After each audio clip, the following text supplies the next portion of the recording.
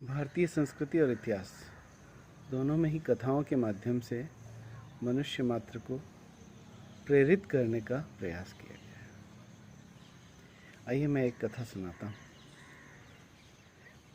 कथा भगवान बुद्ध के जीवनी से संबंधित है, जहाँ उन्होंने अपने एक शिष्य को विचारों पर नियंत्रण कैसे रखें और मन को सद्विचारों की ओर प्रवृत्त कैसे करें, उस पर एक प्रसंग बताया है। आइए सुनते हैं। कैसे हम मन में बुरे विचार आने से रोक सकें और कैसे हम भीतर की ओर मुड़ सकें।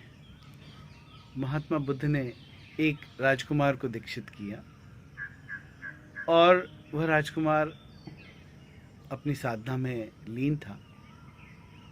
एक दिन भिक्षा के लिए उस राजकुमार को किसी श्राविका के यहाँ जाना था। वो राजकुमार जब भिक्षा के लिए जा रहा था तो उसके मन में आया कि मैं जब राजकुमार था तो मैं कितने स्वादिष्ट व्यंजन मुझे खाने को मिलते थे। क्या ही अच्छा हो, आज मैं जहाँ भिक्षा के यहाँ जा रहा हूँ वहाँ मुझे ये खाने को मिला।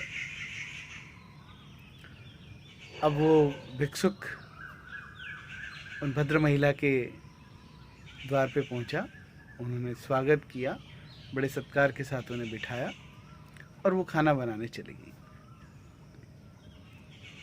थोड़ी देर बाद जब वो आई और खाना लगाया तो उन भिक्षु राजकुमार के आश्चर्य का पारावार नहीं था।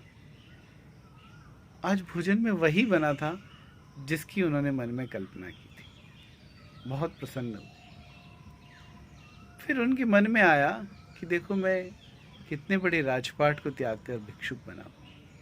आज मेरे पास कुछ नहीं है, न धन है न दौलत है, यहाँ तक कि रहने को एक छत भी नहीं है।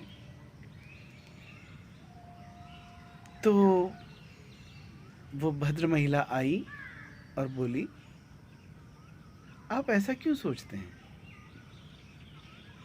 धन दौलत और राजपाट ये सब छोड़कर आप भिक्षुक बने हैं, तो इनकी असारता तो आपने देख ली है। अब उस भिक्षुक के आश्चर्य की सीमा नहीं रही।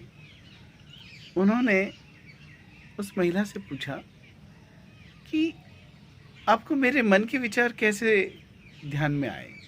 मैं यही सोच रहा था। उस महिला ने कहा कि मैंने कुछ समय पहले अपने विचारों को देखना चालू किया। धीरे धीरे मेरे विचारों की श्रृंखला जब मैं देखने लगी तो विचार कम होने लगे और अब निरर्थक विचार नहीं करती। और यही कारण है अब मैं दूसरा क्या विचार कर रहा है उसको पढ़ सकती हूँ। साधक घबराया। भिक्षुक तुरंत वहां से उठा और भागा भगवान बुद्ध की ओर।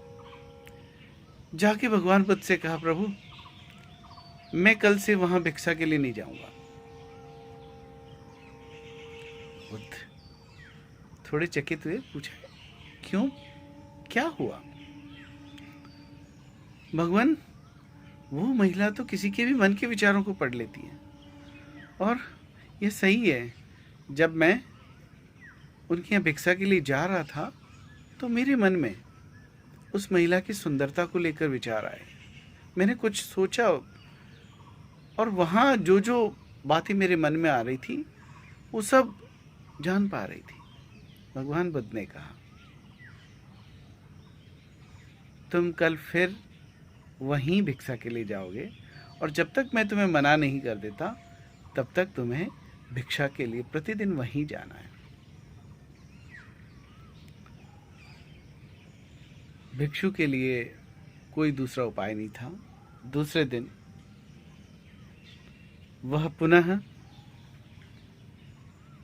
उन्हीं महिला के यहाँ भिक्षा के लिए जा रहा था। लेकिन आज उसकी स्थिति बदली हुई थी। आज वह होश में था। आज उसे मार्ग में चलते हुए जो पेड़ आ रहे थे, पक्षियों की आवाज़ें थी, हर चीज़ के प्रति वह सजग था। जब वह महिला के घर पहुंचा तो उसके मन में आज खाने में क्या मिलेगा, कुछ विचार नहीं आया। उसने भोजन जो सामने आया सुरुचि से खाया। उसके बाद वहां विश्राम भी किया। लेकिन आश्चर्य, आज उसके मन में कोई विचार नहीं थे। वह पुनः जब भगवान बुद्ध के सम्मुख उपस्थित हुआ तो भगवान ने कहा, आज तुम्हारी साधना पूर्ण हुई। तुमने जान लिया कि विचार कैसे वश में रखें। विचारों को देखना शुरू कर दो। अपने आपको समझ में आ जाएगा कि ये विचार आपको किस दिशा में ले जा रहे हैं।